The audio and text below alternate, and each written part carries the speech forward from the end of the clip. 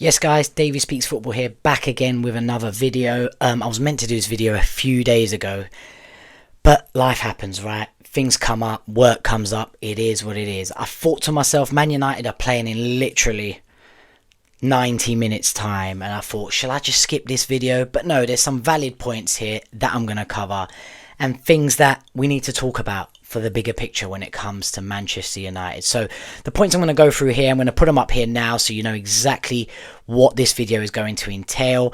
I'm going to kick this off with Cheetah Obi and the comments that I made at the last, not the last video, but the video before. I did like a post-match reaction for Man United and Leeds, and I briefly touched base on Cheetah Obi, how he's not really looked impressive. I'm not too impressed with him. I obviously clipped that up, put it out as a short, and the absolute reaction and comments that I got from it was absolutely insane. So we're going to touch base on that. We're going to touch base on, I know probably a lot of you have seen this and it's probably old news, but Isaac wanting to leave Newcastle. I mean, crazy. I thought with Liverpool signing Ekitike, Arsenal getting Gyökeres, Man City obviously happy with Haaland, who wouldn't be. I mean, Isaac hasn't got a place, except for one place really. There's only one spot available. Chelsea have done their business with Delap, with João Pedro. So yeah, there's nowhere for Isaac to go except for one place. But anyway, we'll touch base on that. And then finally, I want to touch base on the Amorim press conference ahead of the West Ham game that's in 90 minutes. Totally understand you may see this video well after the game, so you may be thinking, why would I want to listen to his press conference before the game? But there's some valid points here to take away that we can look into and delve into for the rest of the season that he has spoken about. But let me kick this off with the Cheetah Obi comments, right? I'm going to pop some of these up on the screen if I haven't done so already when I spoke, but we're going to go through some of these. To go through what I said, to put it simple, it was basically that anytime I've watched Cheetah Obi play, his touch, his pace, his strength, his finishing, I just don't see it, right? Granted he's 17. Mate, I mean, and a few people in the comments made some valid points. That, you know, players like Gyökeres only started balling out when they hit 25, or Drogba flourished late, things like that. Totally get it. And me comparing him to Anelka and Rooney was harsh because they were the elite. They were an exception. But I used those two examples, but let me use an example like Mason Greenwood. The minute that guy touched the ball, the way he moved the ball, the way he slotted it bottom corner, his strength, his pace, his touch, you could see there was a fantastic player there. Nice and simple. That's a simple example, right? We all know what happened with that, and he's no longer a Manchester United player. But I want you to focus on the fact that the minute he touched the ball, the minute you saw him receive the ball, you knew. And I've been watching football enough, I'm sure you've been watching football enough to know when you see a player that's got talent, that's going to go far, and that's going to belong in a Manchester United shirt. Yes, I know we've fallen. Yes, I know we're nowhere near what we used to be. But man, standards are still there. I can see when a player belongs at Man United. I'm not saying Cheetah Obi won't come good yet. What I'm saying is, I don't see that touch. I don't see that strength. I don't see that finishing prowess. I just don't see it, right? It's as simple as that. But yeah, there were some comments. Let me read one of these out. I'll pop it on the screen. So refreshing to see someone tell the truth about Cheetah Obi. I feel like I've been going insane reading how he showed promising signs last season. He's genuinely looked terrible every time I've seen him. Being 17 doesn't excuse your inability to control the ball and win duels, never mind the finishing. This is exactly what I was saying, and I think I reached out to these guys after because they subscribed. I subscribed back. They want to do a bit of a collab. They also do what I'm doing right now, right? But valid point, like, that's exactly what I'm making. And guys, stop getting offended. I know he's 17. The geezer earns 15 to 30 grand a week, whatever it is. Chill out. Like, I got grown men messaging me on here, leave him alone, he's 17. I get it. But he plays for Manchester United. He's earning like 15 to 30k a week. He's alright, bruv. He's alright. He can take a bit of criticism. It can go two ways. It can crush him, or he steps up, proves me wrong. I'm no one anyway. But you get my point. Chill out. We're allowed to have opinions on Man United players, whether they're 17 or not. You know, it's not a big deal. Dan Daguna, who I do a podcast with, commenting, there's a reason we let him go. He's not that guy. And listen, it's a valid point. We took him from Arsenal. Why did Arsenal let him go? Right? He may still come good. Please don't take me wrong. He may still come good. But from what I've seen, he's not that guy. Exactly this. I don't see the touch. I don't see the finish. I don't see what everyone's talking about, right? Look, are we actually doing this? The kid's 17. Again, my response was that so was Anelka, so was Rooney. But again, I understand they're elite examples. I've just used Mason Greenwood as an example. Another person I could use an example, okay, his career never ended where it should have. Adnan Januzaj. The minute he touched the ball. Wow. Play him. Guy's a ball. I don't see it with Chido Obi. So I was just being honest, yeah? I was warning Man United fans when you brought him off us. He's a Haaland type. He doesn't create goals. He scores them. He taps them in. He was able to do that because he was surrounded by other good youth players at Arsenal. Don't give him a good team and his scoring ability goes way down. Look, that's a valid point as well. Playing for Man United right now is difficult. And that position is a graveyard shift. It's tough. However, when you do get the ball, show me a good touch. Show me a good finish. Show me strength. Show me a turn of pace. Show me you can hold up the ball. Show me all those things. You know? Like, playing for Man United's tough, but the basics. Like, you could be playing, right, with a bunch of bums in a five-a-side in Beckton, right? If you know where that is, you know where that is, right? And you can tell who's a baller and who's not a baller just by their first touch, by the way they receive the ball, by the way they pass the ball, right? Right, that's on a massively lower level, right? Like I said, bunch of bums, right? But even at the elite level, it's obvious to see. Right? And I just don't see it with him, yeah? This is not me digging him out. I hope he comes good and proves me wrong. I'm just explaining myself because this went absolutely crazy on my page, yeah? Let me get another one up here. Glad someone else said it. I think it's too big a step up. He's done it at under 18s and under 16s, but he looks lost up top for the first team. I'm not buying the hype quite yet. So there's quite a few that agree with me, right? And there's quite a few that don't. But look, at the end of the day, I hope he comes good. I'm not trying to dig him out or end his career. I'm absolutely no one, right? I'm just giving my opinion. Every time I've watched a kid play, I just don't see what everyone's hyped him up to be. Simple as that. He may still come good, and I really hope he does for Man United's sake, because we're dying, absolutely dying for a striker, yeah? So I hope this guy will be the guy. But to summarise, right? Yes, I used Anelka at 17 and Rooney at 17 as an example when people are telling me he's young, yeah? I'll use Mason Greenwood. I'll use Adnan Januzaj, right? These two here, Mason Greenwood was absolutely phenomenal. The guy had a finish like Van Persie. I mean, he was unbelievable, right? Adnan Januzaj, he could run past players. He had a good touch. He had a good finish. You could see right away. I just don't see it with Chido Obi. That's it. I just don't see it yet with Chido Obi. And those getting offended because no one's digging him out, right? I'm just being honest. He's a football player for Manchester United. Whether you're 17 or 40, fans are entitled to an opinion. You know, people going on like he's their son or something. Chill out, man. He's earning 30k a week and he ain't going to pay your mortgage, yeah? So chill out. Anyway, we move on to the next point. Isaac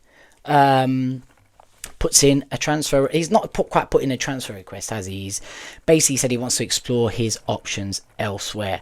And as I said at the start of this video, we've got Man City have got Haaland. They don't need him. Arsenal have just confirmed Gyökeres. You know, Mr. Glock 14. He's taken the Henry shirt. Best of luck to him. I'm still gutted we couldn't get him. As you can see, I'm bitter and hating. Madness that he's gone to Arsenal, but fair play to them. They've had a great transfer window. And as I said, I put a post up about this in my last video as well. They've got no excuses now. Loads of Arsenal fans going crazy. But that's what it's about. That's what it's about. But yes, Arsenal got Gyökeres. City have got Haaland. Chelsea have got João Pedro and Delap. Who's left? Who's left for Isaac to go to? Newcastle's the next team in that line, you know? More or less. Manchester United's the only place. But we've fallen so far.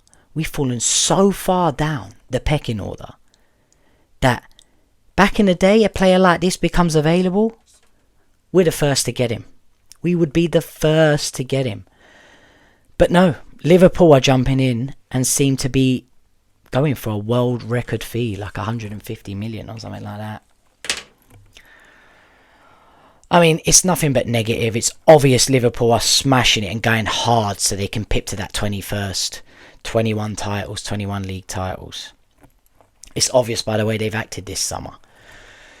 They've obviously also given Salah assurances that they were going to act this way this summer. That's why Salah stayed. They said, listen, we're going to go in with our signings. Like, don't go anywhere. Don't go anywhere.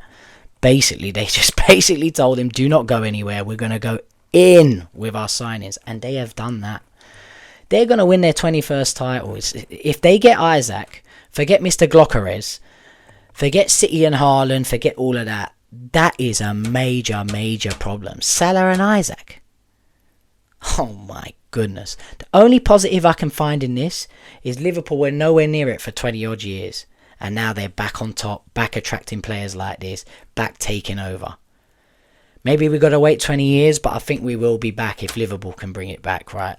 But, I mean, yeah, unbelievable. And the sad, sad truth is we're not a club that can attract this player anymore, that can jump in and pay for this player. Ineos ain't got the money. They're very careful with how they spend money, right? It's sad. It's sad, and it's hard to, digest. It's hard to accept that this is where we're at. I still believed we could attract Gyökeres. I still believe that if we had the money, we could get Isaac. I'm in cuckoo land, mate. I'm in la la land. I'm in the past. I'm in the 90s. Let's have it right. We are nowhere near it, which leaves us with the following options. Ollie Watkins, Sesko, Nicholas Jackson, and in my one that I've thrown in there that we've not been linked with, but who I think we should be going for, Darwin Núñez. Everyone seems to take players off of us on loan. Everyone. Rashford's on loan, Sancho's gone on loan, Anthony's gone on loan. Everyone takes players off of us on loan. Chelsea took Sancho off of us on loan. What they want rid of Darwin Núñez. They've got Ekitike, they're going to sign Isaac, it seems, yeah. They don't want Darwin Núñez anywhere near it. Right? Get him on loan. Get him on loan. What is there to lose? What is there to lose? I know you guys are thinking, Darwin Núñez from Liverpool. This guy was a beast for Benfica. And I know he's not lit it up in the Prem, but he's shown glimpses. No one here can deny that the fella's shown glimpses. He's dangerous. And Darwin Núñez is that kind of Gyökeres striker. Big, tall, strong, fast, powerful. I feel like Amorim can turn him into something. Amorim can unleash the beast from him, and it would only be a loan. I think this is the business that needs to be done. We're broke. We're the cheapskates now. I've been calling Arsenal the cheapskates all these years. We're the cheapskates. We're broke. Get Darwin Núñez on loan. Everyone loans our players. Everyone loans our players. Do the business. Get him on loan. Right? Worst case scenario, you send the donkey back. It didn't work out. Have him back. He's dead. He's trash. Have him back. Best case scenario, the geezer smashes it. And yes, we have to pay a big sum for him then. But it is what it is. If you ain't got the money to sign him now, you don't want to take the gamble, get the fella on loan. Get the fella on loan. The other options, Jackson, they want 80 million for the fella. The geezer can run for Britain, but yeah, no thank you. Sesko, Tesco, no. I just don't see it. It's not for me. I'm not even going to talk about it. I do not like Sesko. Again, we could sign him, he could absolutely smash it, and I'm open to take the criticism and say I was wrong. I just want to see Man United on top again, that's all. But I will give my opinion of how I feel. Ollie Watkins. The geezer's 30 years old, and I know he scored 15 goals last year. The year before, he was absolutely sensational. I just feel like he's Jesse Lingard's long-lost cousin, mate. Like, I don't feel like we should be going for Ollie Watkins. He couldn't get into the team ahead of bloody Rashford. He couldn't get into the team ahead of Duran. And we're going to sign him. I know he's a better option than Højlund. And listen, if we get him, we're in a better place. Add another 15 goals to our mix with Mbeumo and Cunha. It's lethal. I'm not going to deny it. I don't want to sit here and act like it's not a good signing if we do it. When you see all the business everyone else has done, it just doesn't feel like the right signing. For me, I feel like Darwin Núñez is the right signing. He's young. Like I said, I've given my explanation as to why I'd go ahead with Darwin Núñez. But if we got Ollie Watkins, I ain't going to complain. But I just don't feel like it's the right signing. He's 30 years old. But listen, the goals are there. He's Prem proven. Maybe I'm just being a bit of a spoilt brat because everyone else has got their marquee, amazing forward, right? And we haven't quite been able to grab it. We haven't quite been able to grab Gyökeres. We wanted Delap. I mean, there's a few others out there. I'm sure we want Isaac, but we just can't afford him. So it's a shame that we may end up with an Ollie Watkins. But the geezer's Prem proven. He scores goals. Like I said, I just feel like it could be another Rashford, another Jesse Lingard, another Sancho. I'm a bit worried about it in that sense, yeah. But I could be wrong, and this could be controversial, and I could be talking about this in my next video because of the comments that I get from you guys. Anyway, we move on to the final bit of this video. Amorim's press conference ahead of the West Ham game. He had Kuna beside him. It was quite interesting. And there were some good points, and there were some... Yeah, we'll go through it now. It was good to see Kuna. Some of the things Kuna said was absolutely fantastic. But it kicked off with basically the interviewer saying, you've got Kuna and Mbeumo now to Amorim, and you've got them as both number 10s, right? How do you feel about that? They basically guaranteed that position. And he obviously said, yeah, they're fantastic additions to the squad. But the best part that I liked about what he said was they still have to work for the position. The position's not theirs, you know. You're saying it's theirs. I mean, it is theirs, let's be honest. But I like the fact that the manager's putting that message out there. Don't think you just come in here and the position's yours, you know. You got to come here and work. So he says the right things as he always does, you know.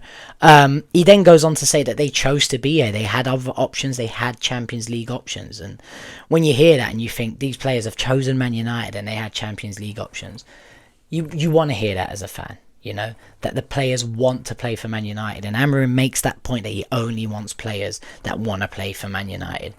And the truth is, we ain't signed none of these strikers because guess what? They don't want to play for Man United. And maybe we have had conversations and he realises that they want this, they want that. And you know what? You don't want to play for this club? Fine. You're not ready to play for us? You don't want to go into the trenches with us and bring us back to glory? You're not for this club. So fair play to him. He's got the right idea there. He was then asked, are you happy to going into the season with his current squad? He just said like he's happy with the current squad, but they need to be very careful when they sign a player. Which explains that they're really overthinking who they sign now, aren't they? They're really overthinking who they sign just because of what Ten Hag did to the team. He's absolutely wrecked it. So I think they're like double checking, treble checking, quadruple checking who they sign now. And that's the reason we're losing out on a lot of players also, because they're just overthinking it. Rightly so. It's a lot of money. They don't want to fuck it up again. They've absolutely fucked this squad multiple times. And the last time they've done it with Ten Hag, they've wrecked this squad, put us into 15th, right? So he has a valid point there. Next, an American interviewer asked about Luke Shaw, how he looks great. Oh, for goodness sake, when I heard that, I was like, I don't care how he looks. You know, I've made the point about Luke Shaw. I'm not going to go into depth with it. Fair play to the geezer. He gets himself in shape and he's a good player on his day, but it's only heading one way. I called the geezer a what's it last time. I'll reiterate it. The geezer's mate, you put a what's it in your mouth, it melts. Quavers. You remember the Chris Quavers? You literally flick that, it snaps. Right? That's his body. You know, no matter how good he looks, if he gets a few games under his belt, he will get injured. And then we're without him. There's no point putting our eggs in that basket anymore. It's over, you know. Amorim goes on to say he's a world-class player, his touch, but he needs to be fit and train at a high level always. Basically, stop eating alphabet spaghetti, mate, you know. Stay in shape. He also made the point that he shows up for finals, like the England final and like the Europa League final, but he don't show up for the rest of the... He didn't say it, but he was indirectly making that point, which was quite interesting. Interviewer then goes to Kuna. Why he's basically chosen United. It was a good question. Do you realise the pressure that's here at this club? Do you realise the scrutiny? You know, this is not Wolves, pal. You don't start good, the club starts losing games. The pressure is immense, something you have never ever felt before. And the absolute headline of this press conference and why I couldn't skip this video is he responds, it's not pressure, it's privilege to play for Man United, you know. Fantastic words. It's exactly what we want to hear from a new signing. But I'm also very aware that all players get to a club and feel this way. You start a new job, you feel this way. But the minute things get rotten, privilege starts turning into pressure. But let's hope he stays on. It's a privilege to play for Man United. And it was a good response. It was a good thing to say. And it's great to see as a Man United fan. But things can get real very quick, at Man United. And you don't realise. And of course it's a privilege to play for Man United. I'm sure even when Sancho signed, it was a privilege for him, right? But when things go sour, That's when you see who the real characters are. That's when you see that who you have signed, are they the real characters? Are they the characters you thought you signed? Hopefully Cunha's one of them. Hopefully Mbeumo's one of them. We shall see. Another interviewer then says, you've reduced basically value for Sancho and value for the other players, right? Value for Antony, value for Malacia, value for Garnacho. And Amorim basically responds, this was a really good response. He basically responds and says that, mate, we're not selling them for cheap. I'll keep them in this team, no issues. But there is a World Cup round the corner, so we're chilled. Basically sending a message to the players, find yourself a club, lads. Figure it out. Get a club to put in a decent offer so you can get out of here. If you want to play the World Cup, get your agents working. We don't care. You can come here and be a bit part player. You can be on the bench. You can come on whenever we feel like it. We may not even play you full stop. Yeah, we're not going to sell you cheap though. There's a World Cup round the corner. You either want to play or you don't. My theory is people like Sancho, I don't think they want to play. You've seen his Instagram. He's there.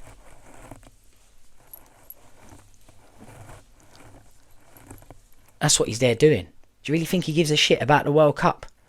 I don't. So players like that, mate, they don't care what Amorim's saying here. But players like Antony, Garnacho as well, I think he will hear that and be like, he's right, I need to get myself a club ASAP. He's also confirmed that he's dropping Bruno back to midfield, into that midfield role. It makes sense, right? We've bought Cunha, we've bought Mbeumo. They're going to be in those two number 10s. Drop Bruno back. We've got a midfield problem. Hopefully adding Bruno in that problem, in that position, fixes that. I just don't think it does. I made this point in my previous video. He was shocking in the final in that position. He's wasted in that position. But he may improve. He may figure it out. And it may be the game changer, right? Where he plays a few games in that position. He starts knowing how to control the midfield a bit more. We basically need a player not to carry the ball, no. A player that can receive the ball in any situation. Not panic, keep it ticking over. And when I mean keep it ticking over, he may pass left to receive it back so then he can pass forward to a better option. But the issue with Bruno is he'll receive it in any position. But instead of popping it off ever so slightly to delay his forward pass, sometimes, like you used to see Paul Scholes do it, right? He used to receive a ball, knock it back, receive it back, knock it to the left again. But all he's doing is moving the other team around. That's a player like a Pirlo, a Scholes, a Xavi, and Iniesta. They're moving. When they're popping it off left, right, back, forth, they're moving the whole team around, their opposition, in order to play that forward pass that they know will be decisive. The issue with Bruno is he doesn't do that. He knows how to slow the game down, yes, but he doesn't play these probing passes left and right, back and forward to unlock something. He literally receives it in a tight spot, tries to play the Hollywood pass straight away. We lose the ball. Yeah? Listen, sometimes it works and it's unbelievable, but that's literally the summary of Bruno in that position, and it fucks up our whole balance. We can't keep the ball. We can't string 5 passes together. And a lot of that stems from Bruno. Because he doesn't have that skill, that Pirlo skill, that Scholes skill to just grab the ball, pop it off left, pop it off right, but has a bigger picture in his head. He's seen that forward pass, it's just not the right time. That's the issue with playing Bruno in midfield. Another interviewer, whatever, person that asks a question, I don't know what you call these Wallies, journalists. Kuna and Mbeumo, exception of Mount, are the first Premier League players bought for 6 years, mate. I made a video a little while ago. Hopefully you could go back and watch it. It was, I know why it's been a curse since Fergie. And I basically broke down in that video all of the signings kind of Prem-proven signings Fergie made. And that was his staple, the staple of his signings to glory, right? Then I broke down Moyes. I broke down LVG, who never went Prem proven at all. I broke down all the managers post-Fergie and the signings they made. LVG and Ten Hag absolutely wrecked Man United, right? No Prem proven players, and you see where the squad is now. So this is the first time in 6 years, with the exception of Mount, and that hasn't worked out, right? But yes, the exception of Mount, that we've bought Prem proven players. So that's a good sign. And when you hear that, you think, great, you know, it makes sense. It makes sense. There was a question from Adam McCullough. I wish I'd get to that level, right, when I can ask Amorim a question. I understand this guy's been in the game for years. He's been in the game when I first started watching this stuff. That's why he can answer a question, but it's something to aspire to, right? He basically asked, what are your plans for Mainu? Last year he was closer to the front, is better, which Amorim, he asks, what are your plans for Mainu this year? And Amorim basically says last year he thinks his best position is in that number 10 role. He doesn't say number 10, but he says closer to the front, and he thinks that's his better position, which means to me, Amorim's not going to play him this year. He's not going to start him, because he doesn't think that midfield position is his best position. And guess what? Music to my ears. I don't think so either. I think he's very good at intricate stuff, little 1-2s in the box, placing it bottom corner. But everything I just went through a few sentences ago about a player that can dictate midfield. I know he's young, before everyone jumps on me. I know he's young. These things can develop. But we have no time for developing at the moment. We need to figure out a baseline here so we don't get bloody relegated. Yeah? So I just don't think Mainu's that midfield player. And it sounds like Amorim agrees. And he mentioned the point that he's asking Mainu all the time to increase his rhythm and pace on the ball. So let's see how that materialises. But from what that sounds to me is Amorim agrees with what I'm saying, which is Mainu can't play that midfield role with Ugarte, with Casemiro. I don't think he can. I don't think he's good enough to play that role. I believe Mainu's a number 10 where Mbeumo and Cunha are going to play. Now, that doesn't mean Mainu can't come on and play a part in this team. I'm just talking about starting as our strongest 11. I don't think he quite gets in there in the number 10s, and he definitely doesn't get in there in midfield. We can't fuck about with midfield anymore. If we're not going to sign a midfielder, which I think is the most important thing we need to do, we need to figure out how to make the best balance of this midfield. I've said what I think that is. I think that's Ugarte and Casemiro together. Let them build a bond. Let them build that South American relationship, that pride that they have. But if you're going to throw Bruno in there, fine, just stick to it. Just stick to it, right? That was basically it. And the takeaway for me, and why I wanted to do this video, is Amorim always says the right things. He always says the right things. And you always leave a press conference with Amorim thinking, he's the right man for the job. He's saying the right things. He's sending the right messages. But it's time to show it on the pitch, boss. It's time to show it on the pitch, gaffer. And in about 1 hour, I'm going to watch you play West Ham in this pre-season game. And I really, really hope I see some progression. I really, really hope I see 5 passes strung together. I really, really hope these signings that you've made that want to play for Manchester United, you can find a system and a style of play that suits them. Because I just don't see it so far. But you talk a good game, mate. Let's see what happens. Let's see how this game goes tonight. I'll be back with another video with a post-match reaction. Thanks for watching, guys. I'm currently on 318 subscribers. I guess the next landmark is 500. So if you're watching this, you like what I say, you like what I waffle about, please like and subscribe. It means a lot. Listen, when you've got life, you've got work, you've got wife, you've got kids, it's tough to sit here in front of a mic, in front of a camera, and just waffle about football and not even make a penny from it. That's the truth. Yeah, I'm a grown man chatting in front of a camera, my bloody phone, right? I'm going to be honest, chatting in front of my bloody phone. I've got 2 ring lights here shining in front of my eyeballs. I'm sitting in my little room here upstairs, just waffling about football. Listen, I love what I do. I love chatting about this. But I need your support. I need you to like and subscribe. I need you to help me grow so I can be like, this is worth doing. Thank you. Thank you for watching. Catch you on the next video. Boom.